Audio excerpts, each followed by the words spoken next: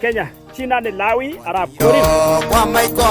Juzi tulipatana na watu wengine wakale, watu wangu wakaniambia, ukiendelea kupinga William Samoei utaingia kwa Suparo, ati Suparo itakuja alafu utaingishwa ndani. Mimi nataka niambie watu wangu, kwa hii dunia sisi wote tunangojea Suparo. Kuna wenye ataingia Suparo ya kansa, kuna wenye anaingia Suparo ya malaria, kuna wenye anaingia Suparo ya chali ya parapara, kuna wenye anaingia kwa Suparo ya wanyama, ile wanyama ya msitu. Sasa sisi wote tunangojea Suparo. Hakuna mwenye atapaki dunia hii milele na milele. Sasa vitisho ni ya uchinga.